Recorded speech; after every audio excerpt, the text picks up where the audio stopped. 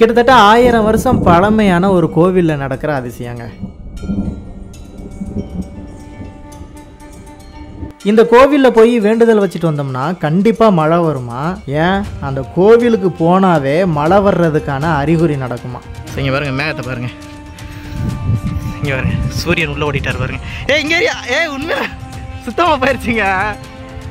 அப்படிப்பட்ட ஒரு அதிசயமான கோவிலுக்கு தான் நம்ம போக போகிறோம். அந்த கோவில் எங்கே இருக்குது, அந்த கோவில் எப்படி இருக்குது, அது என்ன கோவில், நம்ம போகும்போது அந்த அதிசயம் இங்கே நடந்துச்சா, இதை எல்லாத்தையும் தான் இந்த வீடியோவில் நீங்கள் பார்க்க போகிறீங்க. வாங்க போவோம். கிட்டத்தட்ட ஒரு 1000லேருந்து 1500 வருஷம் பழமையான ஒரு கோவிலுக்கு போக போகிறோங்க. அந்த கோவிலுக்கு போனாவே மழை வரும் அப்படிங்கிற மாதிரி சொல்கிறாங்க. நம்ம போன வீடியோவில் ஒரு கோவிலுக்கு போனால் சிலை ஆயிரும் அப்படிங்கிற மாதிரி சொல்லியிருந்தோம். ஆனால் இந்த கோவிலுக்கு போனாலே மழை வரும் அப்படின்னு சொன்னாங்க. ஸோ அது மட்டும் கிடையாது, மழை வேணும்னா இங்கே வந்து பொங்கல் வைப்பாங்களாம். அப்படியாப்பட்ட ஒரு கோவில். இதுவும் நடு காட்டுக்குள்ளே அழிஞ்சு போய் தான் இருக்குது. அதைத்தான் இன்றைக்கி நம்ம பார்க்க போகிறோம். போகலாம். அந்த கோவில் என்ன கோவில், எப்படி இருக்குது, எல்லாத்தையுமே அந்த வீடியோவில் தெரிஞ்சுக்க போகிறோம். பார்ப்போம் மக்கள்ஸ். இப்போ அந்த கோவில் எங்கே இருக்குது அப்படின்னு நான் முன்கூட்டியே சொல்லிடுறேன். ஏன்னா இப்போது அந்த கோவில் வந்து ஏரகாடு அப்படிங்கிற ஒரு கிராமத்துக்குள்ளே வந்து இருக்குது. இந்த கோவிலை நம்மளுக்கு முதல்ல தெரியப்படுத்தினது வந்து நம்ம நண்பர் வந்து சபேஷ், அந்த நிற்கிறாப்புல அவர் தான். ஸோ அவர் தான் இப்போ வந்து கூட்டிகிட்டு போகிறாரு அந்த கோவிலுக்கு. இதை பற்றி ஆல்ரெடி நம்ம கழுகு பார்வை சேனலில் வந்து வீடியோ போட்டிருப்போம். அந்த அளவுக்கு ரீச் போகலை. ஸோ இதை வந்து நீங்கள் ரீச் பண்ணிங்க அப்படின்னா இந்த கோவில் மீட்டு எழுகிறதுக்கு ஒரு வாய்ப்பாக இருக்கும். ஸோ போயிட்டே இருக்கலாம். இதுவுமே கொஞ்சம் ரிஸ்க் எடுத்து காட்டுக்குள்ளே தேடி கண்டுபிடிச்சி தான் போகிற மாதிரி இருக்கும். போயிட்டே இருக்கலாம். ஊருடியாக இருந்தது வேணால் இந்த இடம் தான். ஆனால் அதுக்கு பின்னாடி தான் இப்போ ஏரகாடுன்னு சொல்லி கிராமத்தில் மெய்யப்பதில் வந்து இருக்கிறாங்க. ஆனால் முன்னாடி வந்து ஏரகாடுன்னு சொல்லி இருக்கிற இந்த இடம் தான். அந்த கோயிலை சுற்றி, அதுக்கப்புறம் இந்த ஆற்றங்கரை ஓரம், அப்படியே குறிப்பிட்ட இடத்துல தான் மக்கள் வாழ்ந்துருக்காங்க. ஆமாங்க மக்கள். இதில் ஒரு முக்கியமான விஷயம் என்ன அப்படின்னு கேட்டிங்கன்னா, நம்மளுக்கு பின்னால் பார்த்தீங்க அப்படின்னா கிட்டத்தட்ட ஒரு 1/2 கிலோமீட்டருக்கு அங்கிட்டு தான் வந்து ஊர் இருக்குது. ஆனால் இப்போ நம்ம போகிறது வந்து நடு காட்டுக்குள்ளே தான் போகிறோம். அங்கே தான் வந்து அந்த கோவில் வந்து இருக்குது. அது என்ன கோவிலுங்கிறத ஒரு சர்ப்ரைஸாக நான் உங்களுக்கு கிட்ட போய் காமிக்கிறேன். ஆனால் அந்த கோவில் இருந்தது அப்படின்னா கோவிலை சுற்றி கண்டிப்பாக வந்து ஏற்கனவே சொன்ன மாதிரி வீடுகள், ஊர் வந்து இருந்திருக்கணும். ஸோ அப்படி விசாரிக்கும் போது தான் நம்ம தலைவர் என்ன சொல்கிறாருன்னா, அந்த கோவிலை சுற்றி தான் வீடுகள் வந்து இருந்திருக்கு, ஊர்கள் வந்து இருந்திருக்கு அப்படிங்கிற மாதிரியும், ப்ளஸ் காலப்போக்கில் அவங்களுடைய தொழில் முன்னேற்றத்தின் காரணமாக கிட்டத்தட்ட ரொம்ப தூரம்லாம் இல்லை, அந்த கோவிலேருந்து ஒரு 1 கிலோமீட்டர் முன்னாடி தள்ளி போயிருக்காங்க. அதெல்லாம் இப்போ இருக்கா, அழிஞ்சு போயிருச்சாங்க. இப்போ இல்லை, இப்போ இல்லை. இல்லாமல் களிமண் வீடு தானே. சரி சரி சரி சரி. அதனால அதிக நாள் அந்த வீடுக்கும் லைஃப் இருக்காது. ஸோ அது வந்து களிமண் வீடுனால இப்போ வந்து அவ்வளோவா இல்லை, எல்லாமே செதஞ்சு போயிடுச்சு. காட்டுப்பகுதி, ஆளுகள் வந்து இப்போ நடமாற்றமே இல்லாத பகுதி. ஆனால் மிருகங்கள் அதிகமாக கிடையாது. ஏன்னா ராமேஸ்வரம் தீவு நாட்டை மிருகங்கள் கிடையாது. அச்சுறுத்தல் வகையான சில விஷயங்கள் நடக்கும் அப்படின்னு சொல்லியிருக்கிறாங்க. 6 மணிக்கு மேலம்னா அதிகபட்சம் இது யாரும் வரமாட்டாங்க. ஏன்னா மிகவும் பெரிய காட்டுப்பகுதியில் ஏன்னா பெரிய பேய்கள் இருக்கலாம், பிசாசுகள் இருக்கலாம், அந்த மாதிரி அப்படின்னு சொல்லியிருக்கிறாங்க. சரி சரி சரி சரி. முன்னோர்கள் அது தகுந்த மாதிரி நம்ம ஒரு 6 மணி 7 மணிக்கு அப்புறம் தான் இங்கிட்டு வரமாட்டீங்க. பாருங்கள், இங்கேயுமே பாருங்கள், போன வீடியோவில் நம்ம சொன்ன மாதிரி தான் ஒரு சில கதைகள், அதாவது நம்மளுடைய குலதெய்வத்தையோ இந்த மாதிரி ஒரு தமிழர்களுடைய தெய்வத்தையோ நம்ம கும்பிடக்கூடாது அப்படிங்கிற மாதிரி சில கட்டுக்கதைகள் வந்து சொல்லி விட்றாங்க. ஸோ இதனால தான் நம்மளுடைய இந்த மாதிரி கிராம தெய்வங்கள் வந்து அழிந்ததுக்கு காரணம் இதுதான். அது மாதிரி பார்த்திங்க அப்படின்னா அந்த கோவில் போகிற வழியில் பார்த்திங்க அப்படின்னா தரவை. ஸோ இந்த தரவை எங்கே இருக்குது, என்ன தரவை அப்படின்னு பார்த்திங்கன்னா, நம்ம வடகாடு அந்த ஊருக்கு போகிறதுக்கு முன்னால் ஒரு தரவை ஒன்று இருக்கும். ஸோ சின்னாருன்னு சொல்லுவாங்க. ஸோ அந்த தரவை தான் அந்த தூரத்தில் தெரியுது பாருங்கள், அதுதான். ஸோ கிட்டத்தட்ட நம்ம ஊரில் இருந்து ஒரு 1/2 கிலோமீட்டர் 3/4 கிலோமீட்டர் உள்ளே நம்ம நடந்து வந்தோன்னா அந்த தரவை தெரியுது. ஸோ இன்னமும் போகல, இன்னமும் அதை தாண்டி காட்டுக்குள்ளே தான் போயிட்டுருக்கோம். ஸோ முன்னே பார்த்திங்கன்னா ரொம்ப அடர்ந்த காடாக இருந்துச்சு. இப்போ கொஞ்சம் உடைகளை வெட்டிட்டாங்க போல் இருக்குது. ஸோ கொஞ்சம் வெட்ட வெளியாகவும் இருக்குது. ஸோ நடந்து போகிறதுக்கு கொஞ்சம் கஷ்டமாக தான் இருக்குது. ஏன்னா பார்த்திங்கன்னா உங்களுக்கு தெரியும், ஃபுல்லாமே மேட்டில் ஏறி போகிற மாதிரி தான் இருக்கும். அப்படியே போய்கிட்டே இருக்கலாம். போவோம். அங்கே போனால் மழை வரும். மழை பாருங்கள், மொட்டை வெயில் தெரியுதா, சூரியன் செம்ம வெயில். அந்த வெயில் இருக்குது. அங்கே கிட்ட போனால் கும்பிடணும்னு நினச்சி கிட்ட போனாவே வந்து மந்தா இருந்துடும், மழை துளி வந்துடும் அப்படிங்கிற மாதிரி சொல்கிறாங்க. எந்த அளவுக்கு உண்மை அப்படிங்கிறத அங்கே போய் பார்த்தா தான் தெரியும். இங்கே வந்து அவருக்கு ஐயனார் கோயிலுக்கு போகிற வழியில் இவரோட காவல் தெய்வம்னு சொல்கிறாங்க.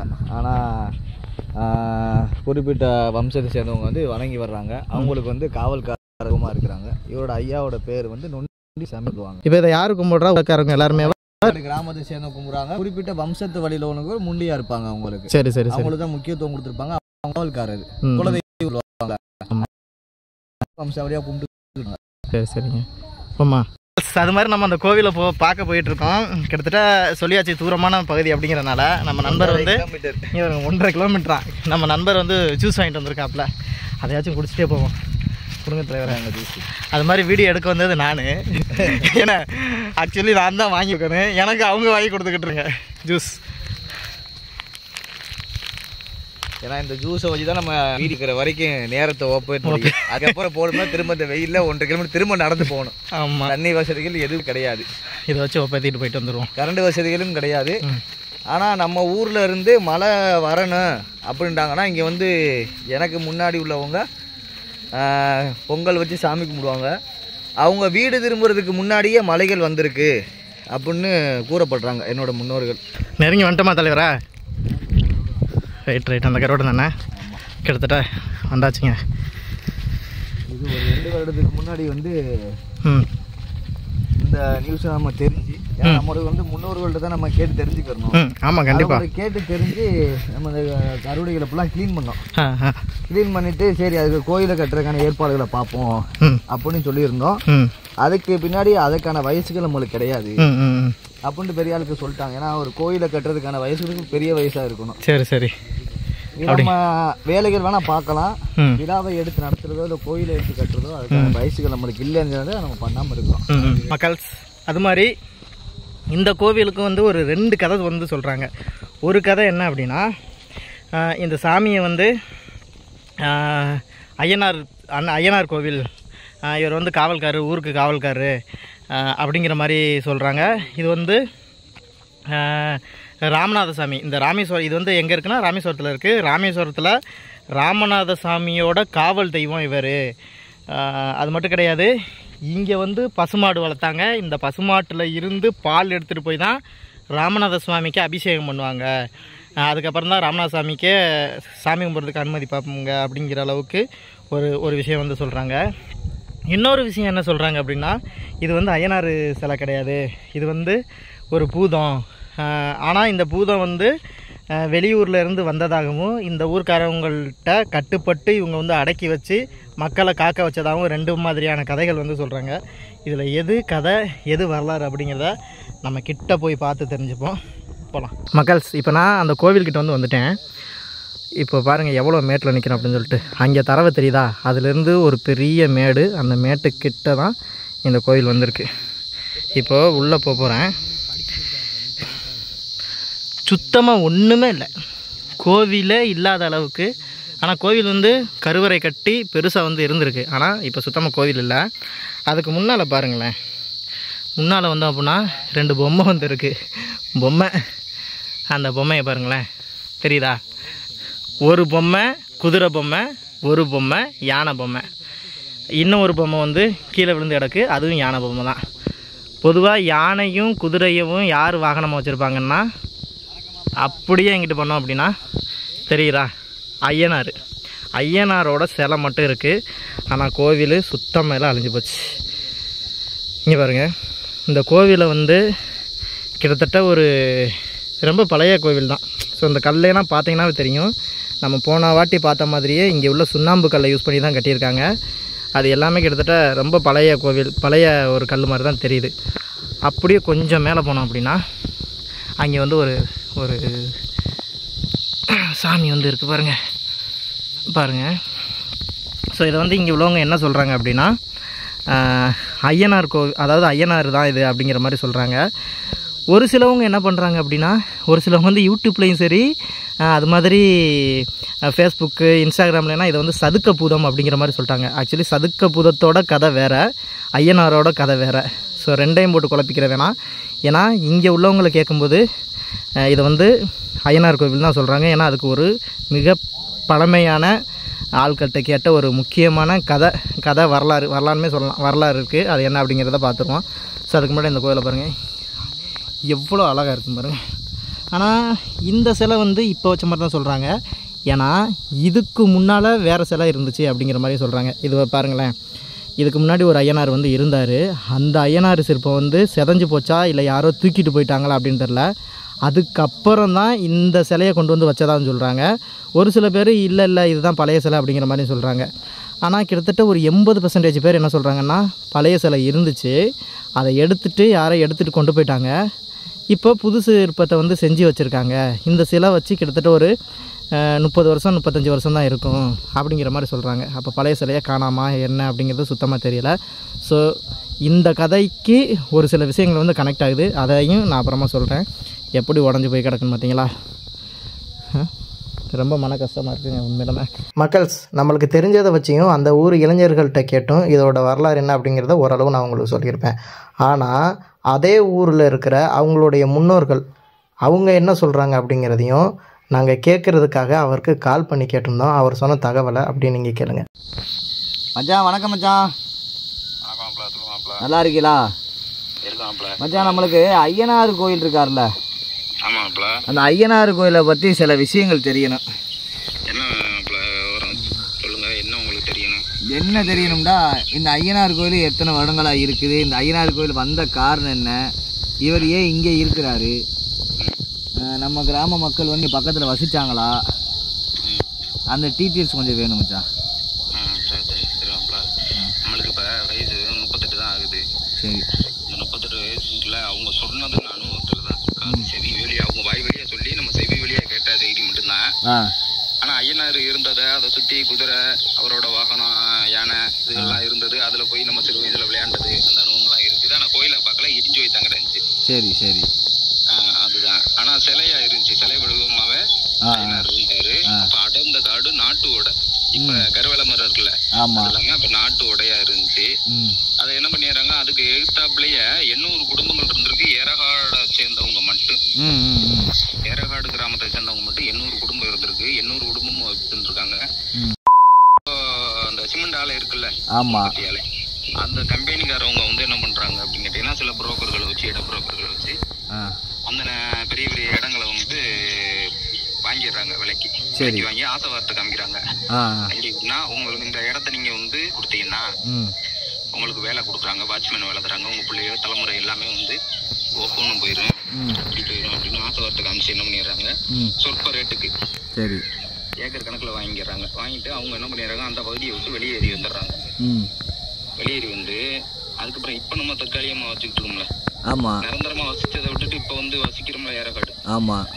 அது முத்துமாரி புதுமாரின்னு 2 கோயில் இருக்குல்ல, அதுக்கு இடையில இருக்கிற கருப்பண சுவாமி இருக்காரு பாருங்க. அப்ப வேப்ப மரத்துல இருந்தாரு. கோட்டூர் ரமணி சாஸ்திரின்னு ஐயர் இருக்காப்ல. இப்ப சரி, அவங்கள்ட்ட இருந்து ஒரு ஐயரு அங்க இருந்து கொடை பிடிச்சு வந்திருக்கிறாரு இந்த ஐயனார் வழிபடுறதுக்காக. சரி சரி, கொடை பிடிச்சு வரும்போது நான் இருக்கிறேன் இங்க, பரிவார தெய்வமா பாதுகாவலுக்கு காவல்காரனா நான் கருப்பா இருக்கிறேன், என்னைய நான் இருக்கிற எல்லைக்குள்ள நீ கொடை பிடிச்சி வேற போயிட்டு இருக்கியா அப்படின்னு கொடையை ஃபர்ஸ்ட் தட்டுறாரு. அதுக்கப்புறம் சுத்தி இருக்கிற முனியசாமி, சக்கரமாட 8 பேரோட சப்போர்ட்டோட தலைவர் மருகத்தான போறாரு. போகையில அவர் எடுத்துட்டு வந்த அந்த பால் செம்ப தட்டுறாரு. ஃபர்ஸ்ட் 7 அடுக்கு பால் செம்பு அதை வச்சு என்ன பண்றாரு, கருப்பன் தடுத்து நிப்பாட்டுறாரு. கருப்பன் தடுத்து நிப்பாட்டவும் இந்த அபிஷேகத்துக்கு கொண்டு விட்டு வந்த பாலை தட்டி விட்டுட்டியா, பெரிய சேட்டக்காரனை தான் இருப்பவள அப்படின்னு ஐயர் என்ன பண்றாங்க, கடும் கோபத்துல கருப்பனை வந்துட்டு அசிங்கப்படுத்தினேன், அவமானப்படுத்தினேன், அப்ப இவனை கட்டுக்குள்ள கொண்டு வரணும் அப்படின்னு அவன் கேரளா மாந்திரிகவாதி தானே, கொண்டுகிட்டு வந்து என்ன பண்றாரு, நம்ம கருப்பணசாமியை வந்து கட்டி தசை திருப்பிடுறாரு. சரி சரி சரி, இது நம்ம வரலாறு. ஆனா அந்த ஐயனாருக்கு வந்து நம்மளுக்கு விவரம் தெரிஞ்சு 38 வயசு ஆகுது. இது வரைக்கும் பூஜை நடந்ததா சரித்திரமே கிடையாது. ஒரு முறை ரொம்ப வறட்சி, எனக்கு இப்ப வந்து தோராயமா 17 வயசு இருந்துச்சு. 17 வயசு இருக்கையில கடும் வறட்சி, ஆண் மகன் மட்டும் தான் போவாங்க அங்க. அதுக்கப்புறம் தான் இவங்க வந்து தூரத்துல இருந்து வழிபட்டுட்டு வருவாங்க. அப்படி வாய் கட்டி பொங்கல் வச்சு பிரசாதம் கொடுக்கறதுக்கு முன்னே மழை இறங்கிருச்சு, கடும் மழை, தொடர்ச்சியா 3 நாள் அந்த மழை, இரவு பகலா. அதுதான் அன்றைக்கு வந்து அந்த ஐயனாரை வந்து நம்ம கடைசியா வழிபட்டது. அதுக்கப்புறம் இது நாள் வரைக்கும் அந்த ஐயனாருக்கு எந்த ஒரு பூஜையோ எதுவுமே கிடையாது. அந்த குலசாமிய வரவங்க நீங்க போறீங்க, நம்ம எடுத்து நடத்தினோம் இதுக்கு முன்னாடி இளைஞர் கூட. இளைஞர் நம்ம இதோட வந்து சும்மா சாமி மட்டும் கும்பிட்டோம். சாமி கும்பிட்டு கழுவி நம்ம ஐயனார் இருக்காரு. ஆமாம், நம்ம முன்னோருக்காக படையல் போட்டோம். ஆமாம். நான் சாமி கும்பிட்டு வீட்டுக்கு கூட பெரிய மழை வரல, பொங்கல் வைக்கல, சும்மா கருட மரத்தை மட்டும் வெட்டி சுத்தப்படுத்தி முயற்சியில பெரும் முயற்சியில உன்னோட தலைமையில பண்ணோம்ல. ஆமாம் மச்சான். அப்போ பண்ணிட்டு வீட்டுக்கு போகிற கூட மலைகள் வந்து தூருச்சு. ஆமா, அந்த மலை இறக்கம் இருந்துச்சு. ஆமா, அதுதான். அப்ப நம்மள்ட்ட வந்து வாயு வழியா செவி வழியா நம்ம கேட்டு அறிஞ்சது என்ன அப்படின்னு கேட்டீங்கன்னா, இந்த ஐயனார் வந்து ராமநாதசாமி கோயில அந்த ஐயனார் தான். இந்த ராம்கோஸ்மிக் ஃபேக்டரி கிட்ட வந்து உங்க வித்து முடிச்சதுக்கு அப்புறம் அதை வந்து யாருமே அவங்க தொட்டு பார்க்கல. மச்சான், இந்த ஐயனார் வந்து எந்த திசையில பார்த்து எந்த இடத்துல இருக்கிறாரு? கரெக்டா நீங்க பாத்தீங்கன்னா இப்ப வந்து நமக்கு தெரிஞ்சு நேர வாயு மலைக்கு போயிடுறாரு நம்ம ஐயனாரு. சரி சரி, ராமநாதசாமி கோயிலோட வாயு மலைக்கு போயிடுறாரு. ஆமா, வாயு மலையில இருக்கிறாங்க. இவங்க வந்து அதை யாருமே கோயில் நிர்வாகம், ராமநாதசாமி கோயில் பெரிய நிர்வாகம் அதை பண்ணல. நம்ம கிராமத்துல இருந்துமே யாருமே பெருசா அதை எடுத்து பண்ணல. அது என்ன காரணம் அப்படின்னு கேட்டா யாருமே முறையான பதில் வந்து சொல்ல மாட்டாங்க. அது வழிபடலப்பா, வைக்கலப்பா, வாங்கலப்பா அப்படின்னு. அது நம்ம பண்ண பெரும் தவறு. இந்த 7 கன்னிமார்கள்னு சொல்லுவோம்ல, ஆமா ஆமா, அந்த வழியில வரவங்க இவங்க 4 பேர் இருக்காங்க. தசைக்கு மானாம்பூ தரவின் இருக்குல்ல, ஆமா ஆமா ஆமா, அங்க ஒரு தெய்வம். அப்படியே நேரம் போயிட்டு அப்படின்னு கேட்டீங்கன்னா நம்ம ஐயா இருக்காரு பாருங்க, ரெட்டத்தலை. ஆமா, ரெட்ட முனீஸ்வரர். 4 தசைக்கு 4 காவல்காரர், நல்ல கெட்டிக்காரருங்க. ஆனா ராமேஸ்வரத்துல ஐயனார்ன்றா பழமையான ஐயனார் இவர் மட்டும்தான். ஐயனாரை வந்து இவங்க மறந்துட்டாங்க, வெளியில கொண்டுட்டு வரல. கண்டிப்பா மச்சான், நம்ம பேசிட்டு இருக்கும் போதே மந்தாரம் போட்டுறாங்க. அவ்வளவா வெயில் இல்ல இப்போ மேல பாருங்க, ஐயனார் ஒரு அருளோட. அதான் அப்பதே சொல்லலாம் நினைச்சேன். இப்ப நம்ம வரும்போது கடுமையான வெயில், ஆனா வந்து உட்கார்ந்து இருக்கிறோம். ஏற்கனவே வரும்போது அப்படித்தான், இப்ப வந்து உட்கார்ந்து இருக்கிறோம். இப்ப வந்து சுத்தமான ஒரு மந்தாரம். மக்கள் நம்ப மாட்டீங்க. ஆமா, நம்ப மாட்டீங்க. இங்க பாருங்க மந்தாரத்தை. ஆமா ஆமா, அவரும் தம்பி வழக்கறிஞர் பிரேம்குமார், அந்த நம்ம சரஸ்வதி அம்மா இருக்காங்கல்ல, ஆமா, விவேகானந்த கேந்திரா, அவங்கள கூட்டிட்டு வந்து ராஜேந்திர பிரசாத் மாப்பிள்ள, அவங்க அண்ணன் இருக்காரு ராஜேந்திர. ஆமா ஆமா, நான் 4 பேர் கூட போயிருந்தோம். கூட போயிருக்கும்போது அந்த அம்மாவும் பெருமுயற்சி எடுத்து நான் அதை கட்டி தர்றேன், ஒரு தீர்த்தம் கூட கிணறு கூட ரெடி பண்ணி தர்றேன் அப்படின்னு வாய்மொழியை தான் சொன்னா. காத்து நல்ல காத்துங்க, ஜில்லுன்னு இருக்கு பாருங்க. அதை பண்ணுங்க மாப்பிள்ள. சரி மச்சான், சிறப்பு மச்சான், ரொம்ப நன்றி மச்சான். நல்லது மாப்பிள்ள, நன்றி. ஓகே மச்சான். இப்போ வந்து ஒரு 10 நிமிஷமா வெயில் இல்ல, ஆமா, காத்து நல்லா குளிர்ந்த காத்து. இங்க பாருங்க, அது வந்து இங்க இருந்து வந்து இயற்கை இல்லங்க, அது உண்மையிலுமே இங்க பாருங்க. இருங்க, நானும் வந்துக்கிறேன். மக்கள் உண்மையிலுமே இந்த கோவிலுக்கு வரும்போது நானுமே வந்து ஒரு சில நம்பிக்கை இல்லாம தான் வந்தேன். ஏற்கனவே ஒரு வாட்டி வந்தேன், இது பண்ணுச்சு, சரி ஓகே. ஆனா இது என்ன, அது வந்து நான் என்ன நினச்சேன், ஏற்கனவே வரும்போது அது வந்து கொஞ்சம் மழைக்காலம் சொல்ல முடியாது, வெயில் தான், எதர்ச்சியாக நடந்துச்சு அப்படின்னு தான் நினச்சேன். இப்போ வந்து உட்காந்துக்கிட்டு இருக்கோம், வெயில் சுத்தமாக குறைஞ்சி அப்படியே மேலே பாருங்கள், மந்தாரம் தெரியுதா? மந்தாரம் அந்த ஜில்லு காற்று அடிக்க ஆரம்பிச்சிருச்சு. வேர்வையெல்லாம் வந்து அப்படியே வேர்வையில் அந்த காற்று பட்டு அப்படியே ஜில்லுன்னு இருக்குங்க. உண்மையிலுமே நம்மளுடைய அந்த முந்தைய பழக்க வழக்கம் இருக்குது பார்த்தீங்களா, அதெல்லாம் வந்து உண்மையிலுமே அது தனி சிறப்பு. மூட நம்பிக்கைன்னு சொல்கிறவன் சொல்லிகிட்டே தான் இருப்பான், மூட நம்பிக்கைன்னு சொல்கிறவன் எவன் வேணாலும் சொல்லிட்டு போ. ஆனால் இதை வந்து உண்மையான அனுபவமாக உணர்ந்து பார்க்குறவனுக்கு மட்டும்தான் தெரியும். சாமியை கண்ணால் காமிக்க முடியாது, இந்த மாதிரி உணர மட்டும்தான் முடியும். உண்மையை சொல்கிறேன், சத்தியம் பண்ணி சொல்கிறேன். அப்படியே ஜில்லுன்னு அடிக்குதுங்க காற்று, அப்பா அப்படி இருக்குது. ஸோ இவ்வளோ நேரமாக நீங்கள் ஒரு சில வரலாறை வந்து கேட்டிருப்பீங்க.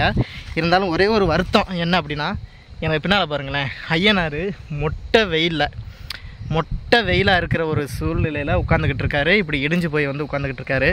ஸோ என்னோடய ஆசை என்ன அப்படின்னா, கூடிய விரைவில் இந்த கோவிலை கட்டுறதுக்கு முயற்சி எடுக்கணும். ஸோ இந்த ஊரில் உள்ளவங்க இளைஞர்கள், குறிப்பாக சொல்லணும் அப்படின்னா இளைஞரணி தலைவர் நம்ம சபேஷ் வந்து இதை கட்டுறதுக்கான முயற்சி எடுத்துக்கிட்டு தான் இருக்கார். ஆனால் பெரியவங்களுடைய ஒரு சில தூண்டுதல் தட்டுதல் அதன் காரணமாக பயமுறுத்துகிறாங்க. அதாவது இதை கட்டுறதுக்கு வயசு இல்லை, இதை கட்டினா ஏதாச்சும் ஆயிருமா அப்படின்னு சொல்லிட்டு ஒரு சில விஷயங்களை வந்து நம்பி பயந்துக்கிட்டு இருக்காங்க. ஸோ அதெல்லாம் எதுவும் இல்லாமல் கூடிய விரைவில் கட்டி முடிக்கிறதுக்கு எங்களுக்கு முன்னோர்களான நீங்களும் உதவி பண்ணணும் அப்படிங்கிறதையும் நான் கேட்டுக்கிறேன். இந்த மாதிரியான தெய்வங்களை, அதாவது குலதெய்வங்களை அழிக்கிறதுக்கு கார்ப்பரேட் கம்பெனி கொண்டு தீவிரமாக செயல்படுறான். எதுக்கு ஏன் அப்படின்னு தான் தெரியலை. ஸோ இந்த மாதிரி தெய்வத்தை அழிய விடாமல் பாதுகாக்கிறது நம்மளை மாதிரி தமிழ் இளைஞர்களுடைய முக்கியமான ஒரு பொறுப்பு. ஸோ இதை கட்டி நம்மளுடைய தமிழ் கடவுளை மீட்டெடுக்கிறதுக்கு உதவி பண்ணுவீங்க அப்படின்னு நம்புகிறேன். அது மாதிரி பார்த்தீங்க அப்படின்னா, இந்த கோவிலை வீடியோ எடுக்கிறதுக்கு நான் மட்டும் தான் வந்தேன். நான் வர்றதை ஊர் வழியாக தான் வரணும் அப்படின்னு நினச்சி ஊர் வழியாக தான் வந்தேன். இருந்தாலும் அவர் வந்து சபேஷ் வந்து என்னோடய நண்பர் தான். அவர்கிட்ட மட்டும் சொன்னேன், நண்பர் இந்த மாதிரி ஒரு கோவில் இருக்குது, அதை வந்து பார்க்கலாமா அப்படின்னு சொன்னதுக்கு, அந்த கோவிலை கட்டுறதுக்கு நாங்கள் ஆல்ரெடி முயற்சி எடுத்துக்கிட்டு இருக்கோம் அப்படின்னு சொல்லிவிட்டு பசங்களை பாருங்கள், அவங்களுடைய வேலையை விட்டுட்டு நம்மளுக்காக இளைஞர்கள் இந்த கோவிலை கட்டுறதுக்கு உங்களால் ஒரு 10 பேர் பார்த்தாங்க அப்படின்னா அந்த கோவிலை கட்டுறதுக்கு முயற்சி பண்ணுவாங்க அப்படிங்கிறதுக்காக அவங்களுடைய வேலையை விட்டுட்டு வந்திருக்காங்க. ஸோ அவங்களுக்கும் ஒரு பெரிய நன்றியை நம்ம சொல்லிப்போம். அது மாதிரி நம்மளுடைய இந்த மாதிரி தமிழ் கடவுளை கட்டுறதுக்கு முடிஞ்ச அளவுக்கு எத்தனை பேருக்கெலாம் மனசு இருக்கோ அவங்க ஃபுல்லாக உதவி பண்ணுவீங்க அப்படின்னு நினைக்கிறேன். ஸோ இதே மாதிரி அடுத்தடுத்த கோவில்களை தேடி நம்ம பயணம் பண்ணி போயிட்டே இருப்போம். பயணம் பண்ணி மட்டும் கிடையாது, அந்த கோவிலை கட்டுறதுக்கும் முயற்சி எடுப்போம். ஆமாம் மக்கள், என் முகத்தை பாருங்கள், ஒரு வெயில் அடிக்கிறதுக்கான எந்த ஒரு உணர்ச்சியுமே கிடையாது. சுத்தம் மந்தாரம், அப்படியே சூப்பராக இருக்குங்க. உண்மையிலுமே சக்தி வாய்ந்த தெய்வம் தாங்க. ஆனால் உண்மையிலுமே இந்த மாதிரியான வீடியோ எடுக்க வர்றதுக்கு மனசுக்கு அவ்வளோ ஒரு திருப்தியாக இருக்குது. ஏன்னா நம்ம முன்னோர்கள் ஒன்றும் சும்மா சொல்லி வைக்கல, ஒரு சில விஷயங்களை மனப்பூர்வமாக உணர்ந்து அறிவுபூர்வமாக உணர்ந்து அனுபவித்து சொன்னாங்க பார்த்தீங்களா. அந்த விஷயத்தை நம்ம அனுபவிக்கும் போது தான் அட்டையங்கப்பா அப்படிங்கிற மாதிரி இருக்குது. வேறு லெவல். போங்க, அடுத்த வீடியோவில் பார்ப்போம். பாய்.